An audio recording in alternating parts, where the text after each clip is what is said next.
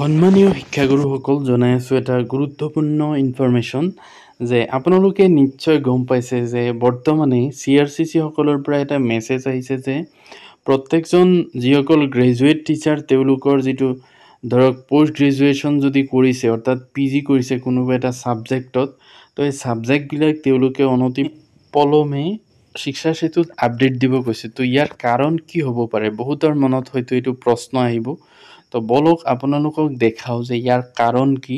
যিটো নটিচটো আহিছে আচলতে সেকেন্ডাৰী এডুকেশ্যন ডিপাৰ্টমেণ্টৰ ফালৰ পৰা, তাতে সবিশেষ কথা লিখা আছে যে পোষ্ট গ্ৰেজুৱেশ্যন ডিগ্ৰীটো আপডেট দিলে আপোনালোকৰ কি হ'ব, কিয় দিব কৈছে, সম্পূৰ্ণ কাৰণ তাতে লিখা আছে। তো বলক ভিডিঅ'টো আৰম্ভ কৰোঁ।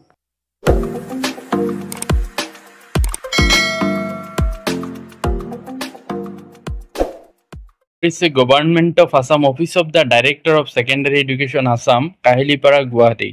তো এইটো ডাইৰেক্টৰ অফ ছেকেণ্ডাৰী এডুকেশ্যনৰ অফিচৰ পৰা আহিছে নটিচখন, যিটো আহিছে from Shrimati Mamata Hojai AES, director of secondary education Assam, Kahilipara, Guwahati. অৰ্থাৎ ডাইৰেক্টৰ অফ ছেকেণ্ডাৰী এডুকেশ্যন মহোদয়া মমতা হুজাই ডাঙৰীয়ানীৰ পৰা এই মেছেজটো আহিছে। কি লিখিছে চাও, to the inspector of schools all, অৰ্থাৎ সকলো জিলাৰ যিসকল বিদ্যালয় পৰিদৰ্শক আছে তেওঁলোকলৈ পঠাইছে subject updating the subject in teachers profile in শিক্ষা সেতু portal.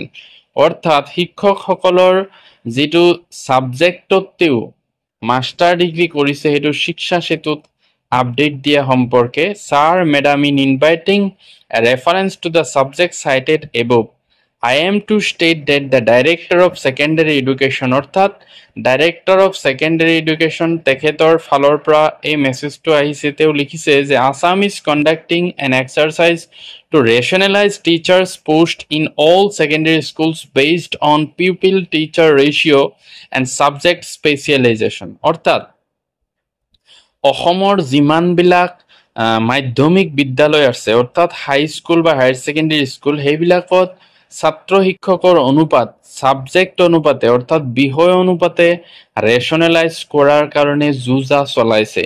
Two accurately assess the subject wise distribution of teachers, যাতে সঠিকভাৱে বিষয়ভিত্তিক শিক্ষক দিব পাৰে।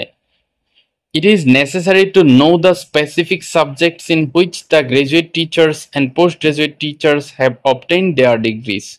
তো তাৰ কাৰণে প্ৰত্যেকজন স্নাতক শিক্ষক বা গ্ৰেজুৱেট টিচাৰ আৰু পোষ্ট গ্ৰেজুৱেট টিচাৰ বা স্নাতকোত্তৰ শিক্ষক তেওঁলোকৰ কোনটো বিষয়ত ডিগ্ৰীবিলাক লৈছে সেইটো জনাটো অত্যন্ত জৰুৰী। তেতিয়াহে বিষয়ভিত্তিক শিক্ষকসকলক বগাই দিব পাৰিব যে ক'ত দৰকাৰ আছে ক'ত দৰকাৰ নাই, এইখিনি তেওঁলোকে গম পাব।